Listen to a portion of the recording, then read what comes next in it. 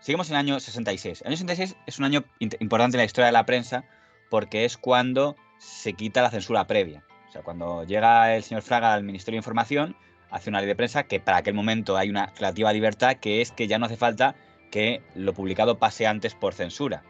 Eso permite que se publiquen cosas.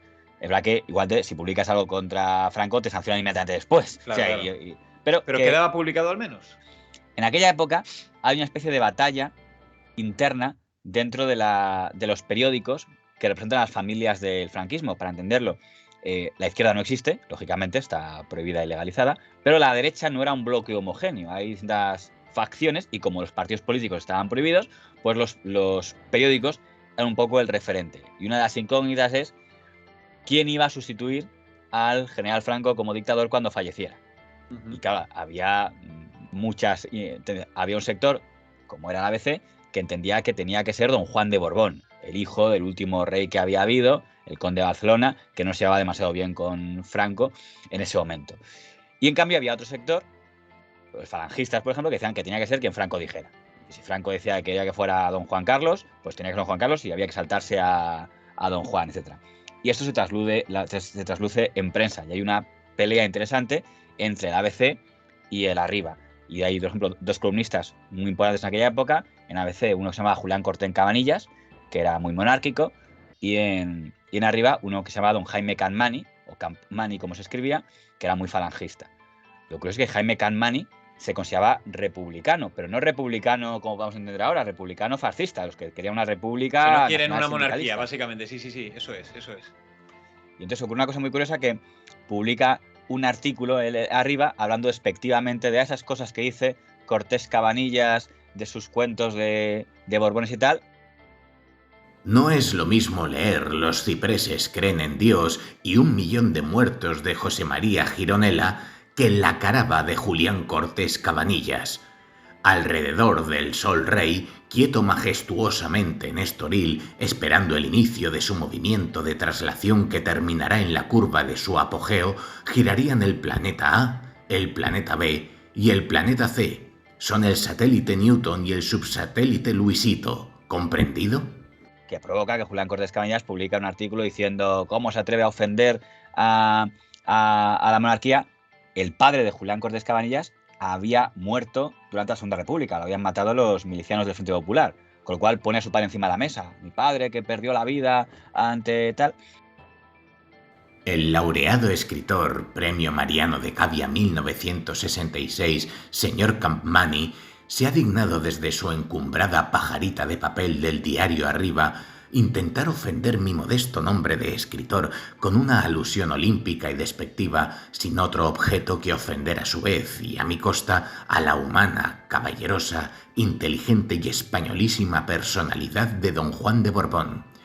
Señor Campmany, después de haber coadyuvado de manera tan efectiva el ejercicio de la censura previa como secretario privado de un director general de prensa, este comentario a un ataque de bilis política no puede terminar sin que yo me permita el lujo de suponer, porque no he de hacer también hipótesis, que acaso el ataque del señor Campmany se debía a mi intervención romana contra el señor Albornoz cuando se presentó como jefe del gobierno de la República en conferencia de prensa que deshicimos, y yo concretamente, con la sola exhibición de 3 retratos de un pobre viejo asesinado en Madrid por la República, que era mi padre, cuyo delito era creer en Dios y sentir la misma fidelidad al rey que su hijo. Cierto es que no basta querer ofender, sino realmente poder. Y con la pajarita de papel de Campmany, al asociarme aún despectivamente con quien me asocia, me ha hecho un honor que nunca podrá comprender el actual Premio Mariano de Cavia. Y Campmany dice algo muy curioso, es decir, la culpa de la muerte de tu padre la tiene el odio en el pueblo que causó la monarquía, con lo cual mete en la ecuación de la culpa de los crímenes de la izquierda a lo mal que lo hizo el último rey Alfonso XIII. Imagínate, en aquel momento, año 66, que alguien se atreviera a insinuar algo así. Comprímete, Julián. Te pido perdón con la humildad necesaria para satisfacerte, y sé perfectamente que corro el riesgo de que trates esa petición de perdón que te presento con el desprecio olímpico que tú me atribuyes y que yo no gasto con nadie, ni siquiera contigo. Es excesivo decir que yo he coadyuvado de manera efectiva a la censura por haber sido secretario particular de un director general de prensa. Yo podría decir, querido Julián, que tus crónicas por aquellos mismos años estaban escritas al dictado oficial, porque alternabas tu corresponsalía de ABC en Roma con la secretaría privada del embajador Sangroniz. Todos merecéis mis respetos, don Juan de Borbón, el señor Albornoz, tú, querido Julián, y sobre todo ese anciano leal y religioso, asesinado por unos hombres condenados muchos años al hambre, a la ignorancia y a la desesperación, a quienes la monarquía puso estúpidamente el odio en el corazón y a quienes la república puso criminalmente las armas en la mano. El respeto personal que me merezcan don Juan de Borbón y don Álvaro de Albornoz no deben estorbar que yo trate de que mi patria no caiga otra vez en aquella estupidez o en ese crimen. Y se mete otro debate encima de la mesa, para meter ya este totum revolutum, que es lo que obliga, que es que Torcuato Luca de Tena, que es el director de ABC, dice, un momento, señor Capmany, pues esto es un periódico del Estado. Arriba no es un periódico, el ABC es un periódico privado que es de su familia, que es Luca de Tena. Arriba es un periódico del Estado que pagamos todos y está posicionándose. A los comentarios que se habrán hecho los lectores de Pajarita de Papel, yo debo añadir unas puntualizaciones. 1. La monarquía productora de odio, según mi compañero en la prensa, había desaparecido el 14 de abril de 1931, y mi padre fue asesinado el 6 de octubre de 1936, un largo lustro más tarde, por orden de un violinista de la CNT que no era ni un ignorante, ni un hambriento, ni un desesperado. 2. Por mi incidente con el señor Albornoz, calificado entonces de jefe de gobierno de la República en el exilio, de quien declara el señor Capmany que le merece todos los respetos, recibí felicitación personal del generalísimo Franco. 3. A la afirmación de que yo fui secretario privado en Roma del embajador Sangroniz, alternando tal función con la de corresponsal de ABC, Capmany miente en absoluto. Digo, se supone que si es de todos, tenía que usted estar a favor de tanto los que quieren que el sucesor sea don Juan, como de los que quieren que el sucesor sea don Juan Carlos. Es un poco para que veas el tipo de batallas que había y qué impresión te produce esa batalla que había por la sucesión a través de los periodistas.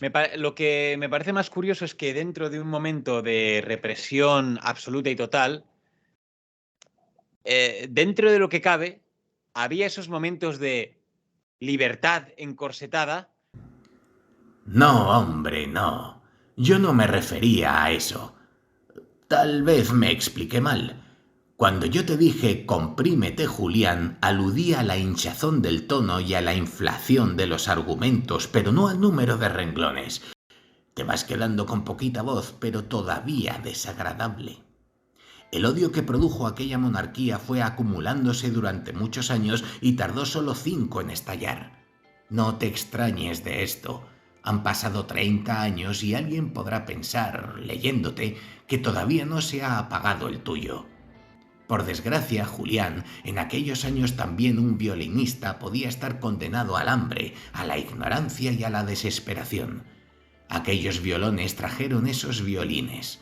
Y ten en cuenta que tú hablabas de un crimen político y no de un asesinato musical. Mis letras no me parecen perlas. Las que me he dedicado a ti no pasan de margaritas. Aquí te doy la última, mi margarita final.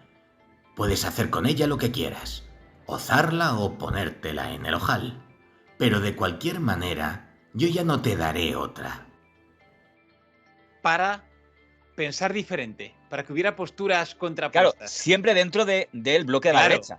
Por eso te digo, o sea, todo dentro de un encorsetamiento, pero que podía haber, además, opiniones que afectaban totalmente a lo que es el futuro de España. ¿Quién iba a gobernar España? Evidentemente nadie pensaba, oye, si no está Franco, podría haber alguien ahora mismo que no iba a existir el debate de, oye, Franco ahora mismo está mayor, le puede sustituir otro, eso sí que no lo iban a poner, ¿no? Que se quede Franco, no, que entre otro, aunque sea todo dentro del rollo dictadura, de Claro, mantener el esta batalla mediática Eso no. fue entre el 66 y el 69, cuando Franco todavía no había dicho qué le iba a suceder. Entonces, claro, España se había definido como un Claro. reino. Pero ¿quién va a ser el rey cuando muera Franco? Claro. Entonces decían, pues don Juan, pues no, don Juan Carlos, pues no, el primo no sé quién. Era un poco la batalla que había. Pero la cosa es que tenían que directamente ya se había hablado de que iba a haber sucesión, de que Franco pues podía estar pensando en un sucesor. Entonces, si Franco ya está dando autorización para hablar de la sucesión, vamos a hablar y vamos a discutir sobre ello. Es normal que discutamos. Franco no se ha posicionado, por lo tanto podemos discutir. Si Franco dice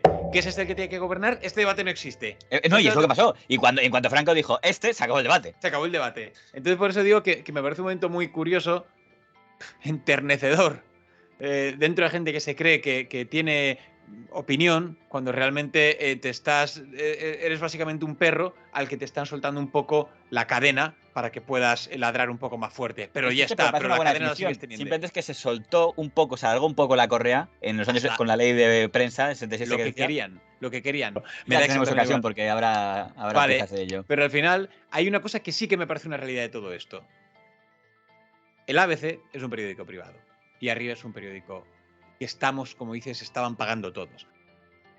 Tú eres director de Piresa, la agencia informativa del movimiento. Escribes tus artículos en Arriba, el órgano oficial del movimiento.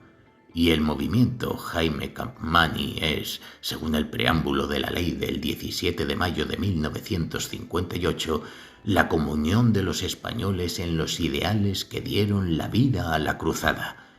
La primera responsabilidad de los periódicos en los que escribes y de la agencia que diriges como órganos oficiales del movimiento no puede ser otra que la de servir a la comunión de los españoles en los ideales que dieron vida a la cruzada. No lo olvidemos. Por lo tanto, tienes que representar